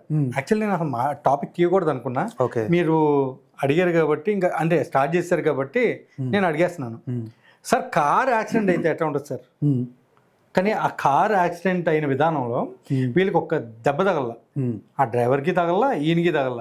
బట్ ఎప్పుడు కూడా ఒక సరంగామతోటి వెళ్ళేటువంటి ఆ పర్సన్ ఇద్దరే వెళ్ళారంట. ఇద్దరే వెళ్ళి ఇద్దరే ఆ కార్ని డమాల్ డిమిల్ చేశారు. మరి అది వాళ్ళ చేతిలో పడిందా లేకపోతే ఏం జరిగిందనేది మీరు మీ యొక్క అధ్యయనంలో. పాస్టర్ల వీళ్ళు పేరు వచ్చేసి నేను బెగ్గర్ అనేసి అంటాను సార్. లేదు, పాస్టర్లు అంటే పాస్టర్ కూడా కాదు సార్, అంటే ప్రపంచంలో పనికి మన ప్రొఫెషన్ అంటే ఇది ఒకటే ఉంటుంది ఇక పాస్టర్ గిరి. ఎందుకంటే బైబిల్ తెలియదు, హిస్టరీ తెలియదు, ఏం తెలియదు. జనాలని బిచ్చం ఎత్తుకుంటూ, బెగర్లు అన్నారు కదా, బిచ్చం ఎత్తుకుంటారు, లిటరల్లీ బిచ్చం ఎత్తుకోవడమే. పోతే బిచ్చం ఎత్తుకునే వాడన్నా అమ్మ అయ్యా అంటాడు, కానీ వీడు నువ్వు నాకు బిచ్చం ఇవ్వకుంటే నా దేవుడు నిన్ను శపిస్తాడు అంటాడు. అంటే ఆ బెగ్గర్ కూడా ఏం చేశారంటే సార్, సిపిఎఫ్ అని ఒక గ్రూప్ని తయారు చేశారు సార్. ఓకే. ఆ సిపిఎఫ్ గ్రూప్ వాళ్ళని లిటరల్లీ అడుక్కునేది ఏంటంటే, నేను సిపిఎఫ్ వాళ్ళని అడుక్కుంటున్నాను. అదేంటంటే నాకు కార్కి 1,20,000 కట్టాలి, ఇప్పటివరకు ఒక 20,000 కట్టాము, ఇంకా ₹1,00,000 కావాలి అన్నట్టు మాట్లాడారు. ఓహో, అంటే కార్కి యాక్సిడెంట్ అయింది, దానికి కూడా డబ్బులు అడుక్కున్నాడు. దానికి కూడా. అమ్మో, ఇలాంటి గొప్ప వాళ్ళు ఉన్నారన్న. అదే సార్. అంటే మొన్న ఈ మధ్యలో ఎవరో పాస్టర్ చెప్పంగా విన్నాను, ఆయన మీద ఎవరో కేసు వేశారంట. Okay, super. కేసు వేస్తే కేసు లాయర్కి డబ్బులు ఇవ్వడానికి కూడా డబ్బులు లేవు, దాన్ని కూడా ఏమని అడుక్కున్నట్టు గుర్తేదు. అయ్యో, చాలా ఉన్నాయి సార్. చాలా ఉన్నాయి, అట్లాంటివి చాలా ఉన్నాయి. ఒకటే రెండా? అంటే నేను జనరల్గా బైబిల్ గురించి ఎక్కువ మాట్లాడతాను, పాస్టర్ల గురించి అంత పట్టించుకోను. అప్పుడప్పుడు శృతి తప్పితే ఎప్పుడో ఒకసారి కౌంటర్ ఇస్తాను. కానీ బేసికల్గా బైబిల్ సిద్ధాంతమే తప్పు అన్నప్పుడు ఆ సిద్ధాంతాన్ని ఆధారం చేసుకున్న పాస్టర్లు ఎంత తప్పుడు నా కొడుకులు. ఆ సిద్ధాంతం ఏమో కానీ ఇప్పుడు సపోజ్ వీళ్ళు యేసు ప్రభు ఫలానా నమ్ముతున్నారు, మరి ఆయన ఏం చెప్పాడు, మీరు శాంతిగా ఉండి ఒక్క చెంప మీద కొడితే ఇంకో చెంప చూపించమన్నాడు. కానీ మీరేం చేస్తున్నారు, ఒకవేళ ఎవరైనా వీడియో పెడితే దానికి ప్రతి వీడియో మీరు పెట్టి వాళ్ళని అరైతురేలు కొట్టడమే కాకుండా నోటికి వచ్చినట్టు మాట్లాడుతున్నారు. మీ తోటి పాస్టర్లనే మీరు అడ్డగోలుగా మాట్లాడుతున్నారు. ఏమి దేవుడు చెప్పాడు ఇవన్నీ చేయమని? అంటే ఏసు అయితే 2-3 మాటలు చెప్పాడులే. యేసు కూడా డబుల్ ఇది ఉంటుంది, గోడ మీద పిల్లిలాగా ఉంటాడు. ఓకే, ఒక చోటనేమో ఒక చెంప మీద కొడితే ఇంకో చెంప చూపెట్టమని అంటాడు, శత్రువులను ప్రేమించమంటాడు. ఇంకో చోట ఏమంటాడంటే నన్ను ఒప్పుకోని వారిని నేను పైలోకంలో ఒప్పుకోను. అంటే నన్ను మీరు ఒప్పుకోవాలి, నన్ను మీరు ఒప్పుకోకుంటే పైలోకంలో మిమ్మల్ని ఒప్పుకోను. ఓకే, మరి స్వార్థమేగా. ఇప్పుడు నేనున్నాను, నాగేందర్ నువ్వు నన్ను నమ్ముకుంటే నేను నిన్ను పట్టించుకొని అంటాను. నేను మనిషిగా అనొచ్చా మాట, కానీ దేవుడుగా ఆ మాట అంటాం అనేది. అంటే ఇప్పుడు అట్లా మీరు అన్నారు అనుకోండి ఒక మాట, మీ పిల్లలు వేరే వాళ్ళ తండ్రుల్ని నాన్న అంటే మీ కోపం వచ్చిద్దా రాదా? వస్తుంది. మరి అలాంటిదే దేవుడికి కూడా ఉంది అని మాట్లాడుతున్నారు సార్. ఇంకోటి కూడా ఉంది, యేసు గురించి చెప్పారు కాబట్టి. యేసు ఒక చోట ఏమంటాడంటే ఒక ఉపమానం ఇస్తాడు. ఒక రాజు వేరే దేశానికి వెళ్ళబోతూ కొందరికి డబ్బులు ఇస్తాడు వ్యాపారం చేయమని. ఆ వ్యాపారం మళ్ళీ తిరిగి వచ్చినప్పుడు అంటే యేసు చెప్తాడు, ఈ ఉపమానం చెప్తాడు. వచ్చిన తర్వాత మళ్ళీ రాజు వస్తాడు, వచ్చి ఈ వ్యాపారం ఎంత చేశారు అని, ఈయన ఇంత చేశాడు, ఈయన ఇంత చేశాడు. సో అల్టిమేట్లీ ఏం చెప్తాడు అంటే తమ్ము ఏలుటకు ఇష్టపడని వారిని నా ముందుకు తెచ్చి సంహరించండి అని రాజు చెప్పాడు అని ఎగ్జాంపుల్ ఇస్తాడు. అంటే యేసు ఏ ఉద్దేశంతో ఆ ఎగ్జాంపుల్ ఇస్తున్నాడు అంటే నేను రాజుని, యేసు రాజు, సో నా అధికారాన్ని నువ్వు ఒప్పుకోకుంటే నిన్ను యేసేసి. యేసు చెప్తున్నాడు ఈ మాట లూకాసు వార్త నాకు తెలిసి 19వ అధ్యాయంలో. సో చంప చూపెట్టమన్నాడు, నన్ను ఒప్పుకుంటే అక్కడ ఒప్పుకోనని ఒకసారి చెప్తాడు, అసలు వాడిని ఏషేండ్రా అని కూడా చెప్పాడు. అంటే బైబిల్ ఏంటంటే అది కొంచెం గోడ మీద పిల్లి టైప్ ఉంటుంది. మనకు దాంట్లో ప్రేమ అని ఉంటుంది, ఏసై అని కూడా ఉంటుంది. సో ఇప్పుడు మనం కొందరితో మాట్లాడామనుకోండి, క్రైస్తవులతో మాట్లాడితే ప్రేమ ప్రేమ ప్రేమ ప్రేమ అంటారు. మనం వినలేదనుకోండి, నువ్వు ఇట్లా చేయకుంటే ఏసేస్తాడు మా దేవుడు అని నెక్స్ట్ దానికి వెళ్తాడు. ఓకే, ఎందుకంటే చాలా రోజుల క్రితం ఒక ఆయన ఉండేటోడు, అంటే ఫ్రెండ్ కాదు, ఇట్లనే నా వీడియోలు చూసి ఫాలో అయ్యి చాలా రోజులు మాట్లాడాం. అంటే నన్ను మార్చడానికి ట్రై చేశాడో ఏమో, అన్నయ్య శుద్ధ వేస్ట్ ఇది, దీనిలో అసలు దమిడి నాలెడ్జ్ లేదు అని అంటే తర్వాత కాలంలో నన్ను భయపెట్టడం మొదలుపెట్టాడు. మనం ఇదే కాదు, పరలోకం చాలా ఇంపార్టెంట్, యేసుని నమ్ముకోకుంటే మనకు నరకం అది ఇది అంటే సొల్లు కబుర్లు చెప్పకు, నీ నరకం ఏడుందో నాకు చూపెట్టు, నీ స్వర్గం ఏడుందో చూపెట్టు అంటే ఇది చాలా బ్యాడ్, ఇది చాలా డేంజరు, దేవుడు ఒప్పుకోడు అంటే అసలు ఆ దేవుడు కావాలి కదా ముందు, ఆ దేవుడు అయితే నేను ఒప్పుకుంటా. ఇప్పుడు దేవుడు అనే వాడి క్వాలిటీస్ ఉంటాయి కదా, ఆ క్వాలిటీస్ లేని వాడిని దేవుడిని నమ్మితే నీ కర్మరా బాబు అని దండం పెట్టేసా. వాడు భయపెడితే కూడా నేను భయపడలే, అప్పటి నుంచి ఫోన్ మానేశాడు. సో ఈ ప్యాటర్న్ ఎట్లుంటుంది అంటే ప్రేమ వచనాలు ఉంటాయి, భయపెట్టే వచనాలు ఉంటాయి. ఇన్ఫ్యాక్ట్ క్రైస్తవము ప్రపంచం మొత్తం స్ప్రెడ్ అయింది హింస వల్లనే. కత్తులు పట్టుకొని రాజ్యాల మీద పడ్డారు, చంపుకుంటూ పోయారు. మతం మారినోడు బతికాడు, క్రైస్తవుడు అయిపోయాడు, మారినోడు అవుట్ అయిపోయాడు. అంటే సేమ్ థింగ్ అది ఇస్లాంకి సంబంధించిన దానిలో కూడా అట్లానే జరిగింది. ఎందుకంటే ఈ రెండు మతాలు కూడా హింసనే ప్రేరేపిస్తాయి. ఫస్ట్ చేసింది క్రైస్తవుడు, దాన్ని ఫాలో చేసింది వీళ్ళు ఇస్లాం. పోతే ఈ కాలంలో ఈ కత్తులు పెట్టి నరకడం అనేది క్రిస్టియానిటీలో లేదు. దాని నుంచి అంటే ఓల్డ్ టెస్టమెంట్ అనేది చాలా వరకు అంత తీర్చారు కానీ కూడా అర్థమవుతుంది సార్. తీసేయలేదు, కానీ ఎప్పుడైతే మెజారిటీ అవుతుందో గొడవలు స్టార్ట్ అవుతాయి. మెజారిటీకి అయితే మళ్ళీ కొత్త పాత నిబంధన బయటికి తీస్తారు. ఓకే, లేదంటే పాత నిబంధన మాది కాదు ఇది, అదే అంటున్నారు, అది పక్కన పెట్టేసారు. మెజారిటీ అయ్యి హిందువులు వినకుంటే అప్పుడు పాత నిబంధన బయటికి తీసి కత్తులు నూరుతారు. అప్పుడు అట్లా ఉంటుంది. అంటే ఎటు చూసినా కానీ నూరడం మాత్రం తప్పదంటారు. తప్పదు. ఓకే, అయితే ఇప్పుడు మార్వాడీస్ అనేవాళ్ళు గో బ్యాక్ అనడం అనేది ఫైనల్గా కరెక్ట్? తప్పది. ఇప్పుడు మన భారతదేశం ఉంది, దీంట్లో రాజ్యాంగం ఉంది. ఆ రాజ్యాంగంలో ఎవరైనా ఎక్కడికైనా పోయి బతకొచ్చు. అంటే చాలామంది కూడా ఇది భారతదేశంలో ఉన్నటువంటి హక్కులు ఏ ఒక్క కంట్రీలో కూడా లేవు అనేది ఎందుకు మర్చిపోతున్నారు సార్ చాలామంది? నాకు అది అర్థం కాదు. ప్రాబ్లం ఏంటంటే వీళ్ళు రాజ్యాంగాన్ని చేతిలో పట్టుకుంటారు కానీ దాన్ని ఎప్పుడు ఇప్పి చదవరు. అదే ప్రాబ్లం.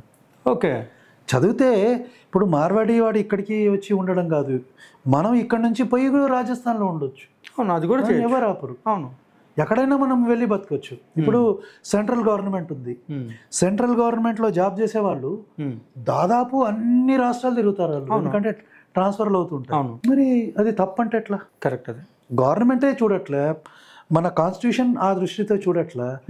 ఆఫ్టర్ ఆల్ నువ్వు ఒక ప్రాంతంలో బ్రతుకుదు, ఇంకోవాడు ఇక్కడ ఉండొద్దు అంటే అది ఎంతవరకు న్యాయం అవుతుంది? Correct sir. అది ఇప్పుడు అదే కాకుండా వీళ్ళందరూ కూడా ప్రతిసారి కూడా ఎవరైతే కొంచెం పైకి ఎదుగుతున్నారో వాళ్ళనే టార్గెట్ చేయడం అనేది కూడా చాలా వరకు అందరూ గమనిస్తున్నారని ఒక ఉద్దేశం. ఇప్పుడు అదే కాదు, ఇంకో పాయింట్ కూడా ఉంది. ఇంకో పాయింట్ ఏంటంటే ఇప్పుడు సరే ఈ మార్వాడీలు రావడం వల్ల మన బిజినెస్ దెబ్బతినింది అని అంటున్నారు. నేను ఒకటి అడుగుతాను, ఈ రోజు మీరు ఏమన్నా మైక్ తెప్పించుకోవాలి, ఏడికని తెప్పించుకుంటారు? ఆన్లైన్. అంటే ఇక్కడ ఉన్నోనికి లాస్ అవుతుందా లేదా? అవుతుంది. అమెజాన్ వల్ల, ఫ్లిప్కార్ట్ వల్ల, దీనివల్ల లోకల్ గా ఇప్పుడు కోటిలోనో ఎక్కడో షాపులు పెట్టుకున్నారు, వాళ్ళకి లాస్ అవుతుందా లేదా? లాస్ అవుతుంది. మరి Amazon go back, Flipkart go back, అదిరిపోయింది. లూలు మాల్ గో బ్యాక్ అంటారా ఇల్లు? మింత్రా గో బ్యాక్ అనాలి, అనలేరు. ఇక్కడ సాఫ్ట్ టార్గెట్ ఉంది. ఇప్పుడు ఆర్యవైశ్యులు ఉన్నారు, చాలా వరకు కిరాణా షాపు ఇవన్నీ వాళ్ళు పెట్టుకొని అమ్ముతారు. వాళ్ళనే కాదు, అన్ని కమ్యూనిటీస్ వాళ్ళు అన్ని చేస్తున్నారు. సరే, ఇప్పుడు పక్కనే నేషనల్ మార్ట్ ఉంది, డిమార్ట్ ఉంది, డిమార్ట్ గో బ్యాక్ అంటామా? అనలేదు. ఇప్పుడు ప్రాబ్లం ఏంటంటే ఈ బిజినెస్ మోడల్స్ అనేవి చేంజ్ అవుతున్నాయి వస్తూ ఉన్న కాలంలో. ఇన్ఫాక్ట్ చిన్న చిన్న షాప్స్ పెట్టుకున్న మార్వాడీలు కూడా లాస్ట్ లోనే ఉన్నారు ఇప్పుడు. అవును. దీనివల్ల డిమార్ట్ వల్ల, నేషనల్ మార్ట్ వల్ల, పెద్ద దీనివల్ల.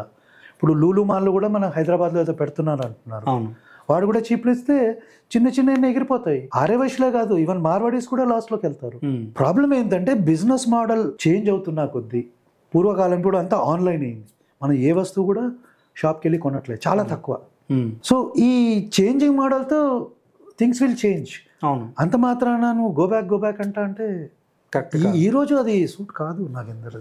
వాడు అలా చేస్తున్నాడంటేనే వాడి ఎజెండా ఏదో ఉంది. అంటారు కదా సార్ పెద్దలు, ఊరికి చెప్పలేదు సామెతలు కూడా, తినే కూట్లో మట్టి కొట్టుకోవడం అంటే ఇదే అని కూడా చాలా మంది చెప్తారు. ఇప్పుడు మీరు కూడా బిజినెస్ చేయాలి, తెలంగాణలో ఉన్న కమ్యూనిటీలు బిజినెస్ చేయాలి, మీరు కూడా ఒక సమాజాన్ని ఏర్పరచుకొని డిమార్ట్ కి కాంపిటీషన్ గా ఒక చైన్ పెట్టండి, దాంట్లో మొత్తం మీ కమ్యూనిటీ వాళ్ళని పెట్టుకోండి, బాగుంటుంది. ఇప్పుడు నువ్వు ఒకడు నిన్ను బీట్ చేస్తున్నాడు, ఇప్పుడు వీళ్ళు అంటున్నారు కదా తెలంగాణ వాళ్ళని మార్వాడి వాళ్ళు వచ్చి బీట్ చేస్తారు, నిన్నెవడు ఆపాడు? నిన్నెవరు ఆపలే కదా. నువ్వు కష్టపడు, పొద్దున్న లేవు, కష్టపడు, షాప్ పెట్టుకొని సిన్సియర్ గా కూర్చో, హానెస్ట్ గా బిజినెస్ చేయి, నీకు లాభం రాకుండా ఉంటుందా? ఎందుకంటే ఒకరి మీద ఏడుస్తే ఎట్లా?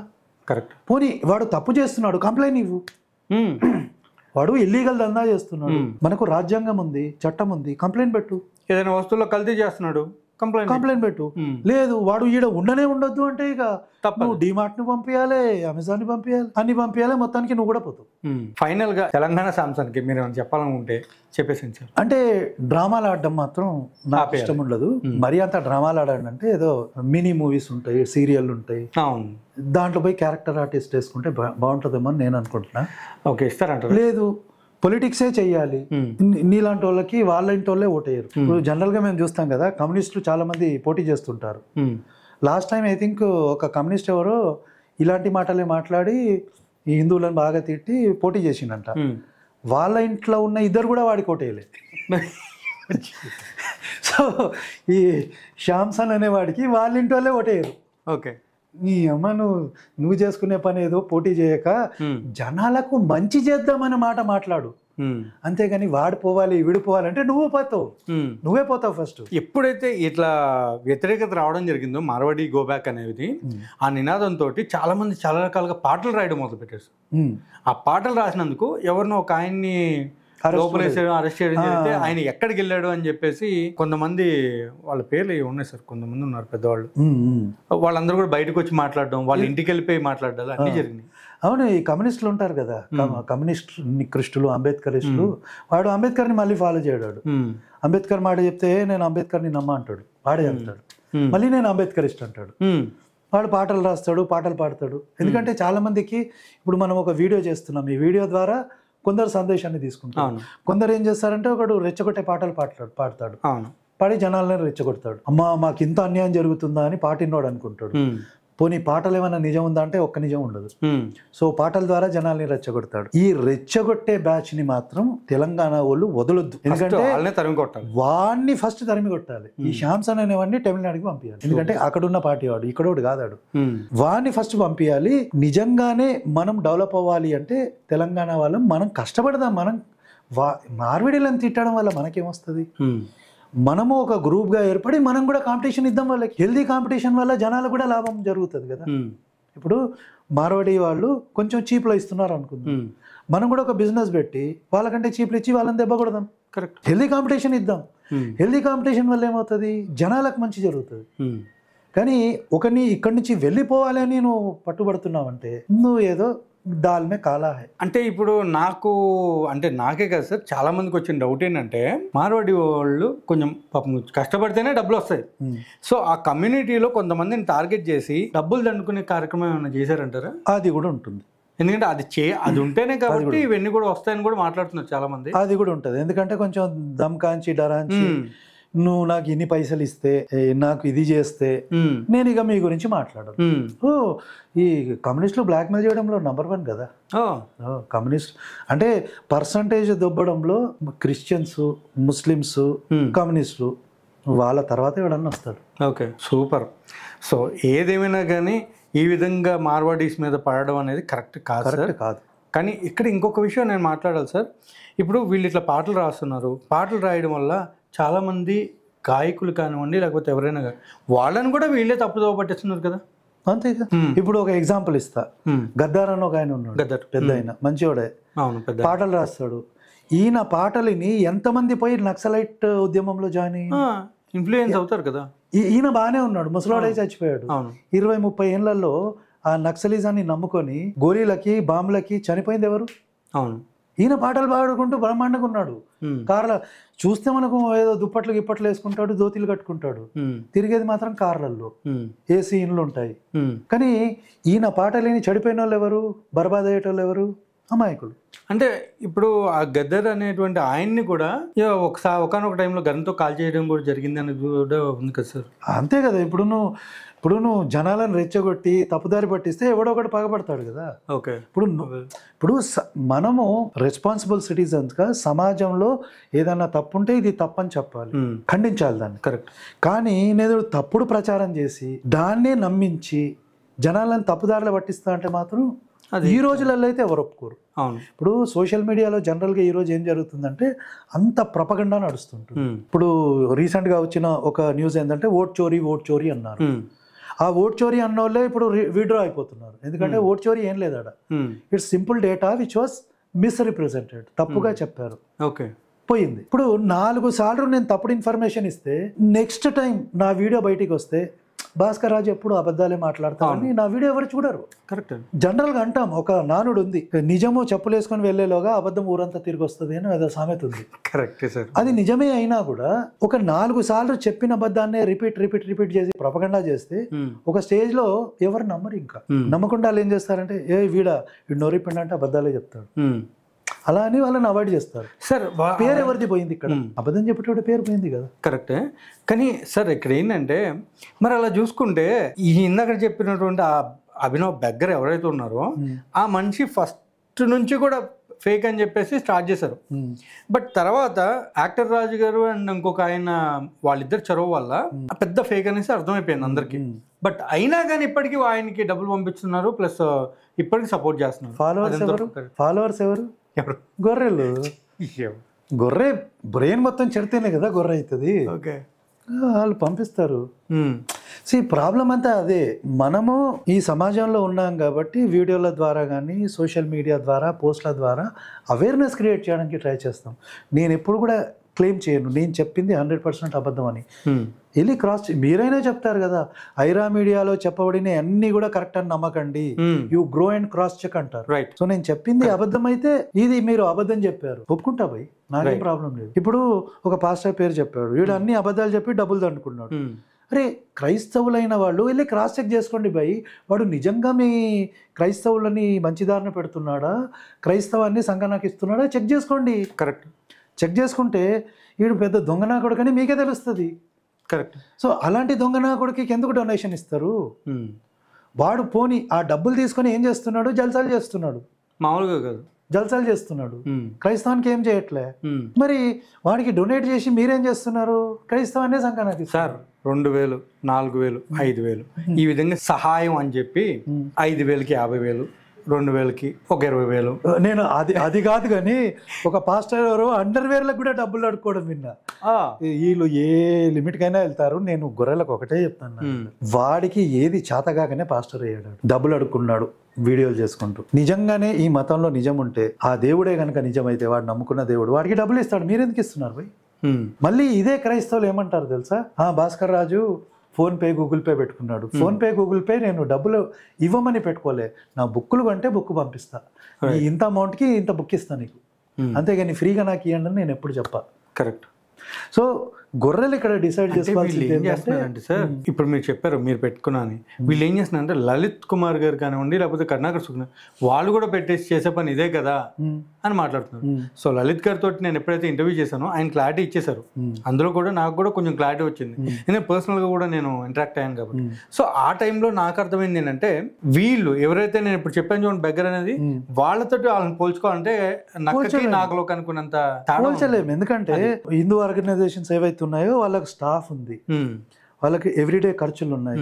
ఇప్పుడు శివశక్తి వాళ్ళైతే వాళ్ళకు స్టాఫ్ ఉంది, అలాగే వాళ్ళు కొన్ని సర్వీస్ యాక్టివిటీస్ కూడా చేస్తారు, ఇవన్నీ ఉన్నాయి, పేమెంట్ చేయాలి ఇవన్నీ. తర్వాత ఇప్పుడు లలిత్ ఏంటంటే ముఖ్యంగా ఇప్పుడు తిరుపతి మీద కూడా కొన్ని కేసులు వేసాడు, టీటీడీ మీద కేసులు వేసాడు, కొన్నిటి మీద కేసులు, లాయర్ ఫీజులు ఇవ్వాలి కదా. ఈ పాస్టర్లు ఏం చేస్తున్నారు అంటే మేము కూడా అదే విధంగా ఫీజులకే కదా మేము చేసేది. అంటే మేం చేస్తే దొంగతనం, మీరు చేస్తే ఇదా? అవును. ఇప్పుడు ఎవరు కూడా పేటిఎం పెట్టుకొని మందు బాటలు కొనుక్కొని తాగి బండి నడిపి యాక్సిడెంట్ చేయలేదు కదా మా వాళ్ళు. ఎవరు మా వాళ్ళు చేశారా? ఓ పెద్ద ఆయన చేశాడు కదా, పేటిఎం పెట్టుకున్నాడు, డబ్బులు అడుక్కున్నాడు, అక్కడి నుంచి కూడా డబ్బులు వచ్చాయి, మందు షాప్లోకి వెళ్ళి బాటలు కొనుక్కున్నాడు, తాగాడు, పడ్డాడు, మళ్ళీ తాగాడు, మళ్ళీ పడ్డాడు, ఇక మూడోసారి పడి లేవలేదు. ఇప్పుడు వీళ్ళు డొనేషన్ అడుగుతుంది మందు బాటల కోసం కాదు కదా, సర్వీస్ కోసం అడుగుతున్నారు. ఓకే. సో పాస్టర్లు చేసే పోనీ ఇప్పుడు పాస్టర్లు ఉన్నారు, పాస్టర్ ఎన్ని చర్చిలలో న్యూస్లు వస్తున్నాయి, ఎంతమంది చేశారు? మీరు ఒక వీక్ తీసుకొని చూడండి, మినిమం 2-3 ఉంటాయి. ఓకే. తెలంగాణలో కాదు ఇండియా మొత్తంలో తీసుకుంటే ఈ పాస్టర్ ఈ రేప్ చేశాడు, మరి దశమ భాగాలు తీసుకున్నాడు, చేస్తున్నాడు, మందులు తాగుతున్నాడు, ఆయనకి ఎందుకు ఇస్తారు భయ్ దశమ భాగాలు? పోనీ మా హిందూ సమాజం నుంచి ఎవరైనా అలాంటి తప్పుడు పని చేసిన వాళ్ళు ఉన్నారా ఉంటే చెప్పండి, ఇప్పుడే మేమే తనేస్తామండి, మేమే అనిపోయి అంటాం. అంటే వాళ్ళు ఏమంటున్నా అంటే ఇది ఫ్యామిలీ సంబంధించింది, అంటే మేమందరం కూడా ఒక ఫ్యామిలీ, మా ఫ్యామిలీలో మేము చూసుకుంటాం, మీకు ఏంటి పని? వాళ్ళు ఫ్యామిలీ, మేము ఫ్యామిలీ కదా. ఇప్పుడు వాళ్ళంతా ఫ్యామిలీ, మేము ఫ్యామిలీ కదా, మేము కూడా ఫ్యామిలీయే కదా. ఇప్పుడు హిందువులు ఇప్పుడు అదే ప్రాబ్లం నాకెందరు ఇక్కడ. వీడేమంటారంటే మా క్రైస్తవులు ఇచ్చుకుంటున్నారు నీకేంటి నొప్పి? అవును, అదే అవును భయ్, మా హిందువులు మాకు ఇస్తున్నారు నీకేంటి నొప్పి? ఇష్టమైన వాళ్ళు ఇస్తున్నారు, ఇష్టమైన వాళ్ళు బలవంతంగా 10% అని అంటున్నామా మేము? అనట్లా. నా బుక్కులు కొనుక్కుంటే దేవుడు వచ్చి నేను శపిస్తాడు అంటున్నాను నేను అనట్లా. అరే బాబు, ఇన్ఫర్మేషన్ ఇచ్చాను, కొని చదువుకుంటే ఎవరన్నా వస్తే అడగడానికి ఈజీగా ఉంటుంది, అదే చెప్తున్నాను నేను. కరెక్ట్. వీడు అట్లా అన్నాడు కదా, నాకు 10% ఇవ్వకుంటే దేవుడు శపిస్తాడు, గీకి ఇవ్వద్దు అంటాడు ఒక ఆయన, గర్ర గర్ర గర్ర అంటాడు ఒక ఆయన. అంటే జీతం రాగానే రెంట్లు కట్టొద్దు, శాలరీలు ఇవ్వద్దు, ఏమి ఇవ్వద్దు అంట, ఫస్ట్ పోయి దశమ భాగం ఇవ్వాలంట. మేము అట్లా అన్నామా? దశమ భాగంతో కూడా కొంచెం కానుక కూడా ఏమైనా ఇస్తే బాగుంటుంది అని కూడా చెప్తున్నారు. అలాంటివి మేమేం అడగట్లే కదా.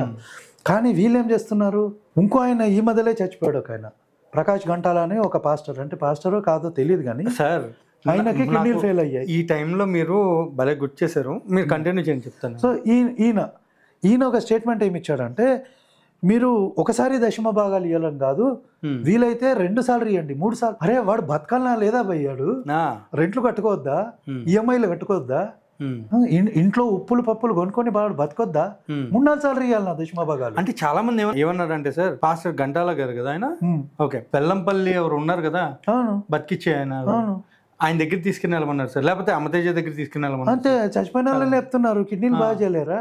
అదే అంటే ఎందుకు తీసుకెళ్లేదనేది కూడా చిన్న క్వశ్చన్ మార్క్ కూడా చాలా పెద్దదిగా అడిగారు. ఇదంతా ఫేకే సమాధానాలు. నిజంగానే ఈయనకు జబ్బు వచ్చి నిజంగా నయం చేయగలిగితే ఫస్ట్ వాళ్ళు నయం చేసుకోవాల్సింది తమను తాము. ఎందుకంటే కొందరు అద్దాలు పట్టుకొని మ్యాజికల్ చేస్తారు. రే నువ్వు ఇన్ని మ్యాజికల్ చేస్తున్నావు, నీకు అద్దాలు ఎందుకురా, నీ సైట్ని నువ్వు పొడగొట్టుకోలేవా అంటే జనాలని ఎర్రిపప్పల్ని చేసి, జనాలంటే మళ్ళీ ఇక్కడ క్లారిటీ ఇస్తాను, హిందువులు కాదు క్రైస్తవులని, క్రైస్తవ్యంలో ఉన్నటువంటి కొంతమంది చాలా మంది అమాయకుల్ని మోసం చేసి ఆడు డబ్బులు దండుకొని పొలాలు కొనుక్కున్నాడు, ఇండ్లు కొనుక్కున్నాడు, రేపులు చేస్తున్నాడు, మందులు దాగి పడుతున్నాడు, యాక్సిడెంట్లు చేస్తే వాడిని ప్రొటెక్ట్ చేయడానికి నువ్వు ధర్నా చేస్తున్నావు, డబ్బులు ఇచ్చి ధర్నా చేస్తున్నావు. ఆలోచించుకోవాలి, ఇక్కడ క్రైస్తవులు అనే వాళ్ళు ఆలోచించుకోవాలి సార్. అది మనం ఇంకొక విషయం కూడా నేను మాట్లాడాలి ఇక్కడ. దయచేసి ఇక్కడ ఎవరిని కూడా నేను ఉద్దేశించి కాదు, కాకపోతే ఉన్న నిజం మాట్లాడాలి సార్. 7 దొరికితే పండగ ఎవరికి సార్? వామాచారం ఉన్న మతాలకి కదా. సో ఇక్కడ వచ్చేసి నేను ఇందాక చెప్పిన ఆ బెగ్గర్ అనేవాడికి 7 దొరికితే చాలు లైవ్ పండగ ఉంటుంది. నాకు తెలిసి వేరే ఎవరైనా సరే అట్లా చేస్తున్నా కానీ నాకు చాలా చెడ్డ కోపం సార్. వెళ్తే నువ్వు సైలెంట్గా వెళ్ళి వాళ్ళని పరామర్శించి వచ్చేసేస్తే అయిపోద్ది. లైవ్లు పెట్టుకుని నువ్వు ఇంకా వాళ్ళందరినీ కూడా డబ్బులకి పంపించని అని అనుకుంటూ నేను అక్కడికి వెళ్తున్నాను ఇక్కడికి వెళ్తాను చెప్పుకోవడం ఎందుకు అవసరమా? ఎందుకు ఫ్రీ పబ్లిసిటీ? వాళ్ళకు ఏ పని రాదు కదా. ఇప్పుడు మీరు బెగ్గర్లు అన్నారు కదా, మరి బెగ్గర్కి వేరే పని ఏమొస్తుంది, అడుక్కోవడమే వస్తుంది కాబట్టి అడుక్కుంటారు. సో 7 చూస్తే మనకి పండగే, వేరే ఏమి లేదు అని చెప్పేసి చాలామంది అంటున్నారండి, నేను కాదు. ఎనీవే, సో భాస్కర్ రాజు గారు సార్, మీరు చాలా వరకు అల్టిమేట్గా ప్రతి ప్రశ్నకి చాలా నిక్కచ్చిగా సమాధానం చెప్పారు. బట్ ఎవరైతే ఈ తెలంగాణ శ్యామ్ అనే ఆయన ఎవరైతే ఉన్నారో, శాంసన్ ఎవరైతే ఉన్నారో, వెరీ సూన్ ఆయన యొక్క థాట్స్ కొంచెం మార్చుకుని ఇది భారతదేశంలో ఎవరైనా ఉండొచ్చు అనేటువంటి భావనని గుర్తుపెట్టుకుని మసులుకుంటే బాగుంటుంది అనేది నా ఉద్దేశమే. చాలా మంది కూడా చెప్తున్నారు, ఇప్పుడు భాస్కర్ రాజు గారు సార్ కూడా చెప్పారు. అండ్ వెరీ ఇంపార్టెంట్ థింగ్ ఏంటంటే ఈ మార్వాడి అంటున్న వాళ్ళు కూడా భారతీయులే అనేది మాత్రం మర్చిపోవద్దు అనేది నా ఉద్దేశం sir. Anyway, thank you so much sir for coming and giving this wonderful interview. Thank you. Keep watching Aira media and మళ్ళీ వెరీ సూన్ మనం మన భాస్కర్ రాజు సార్ని కలుద్దాం, ఇంకొక మంచి సిచ్యువేషన్ గురించి మాట్లాడదాం. అప్పటి వరకు కీప్ వాచింగ్ ఐరా మీడియా. జై హింద్.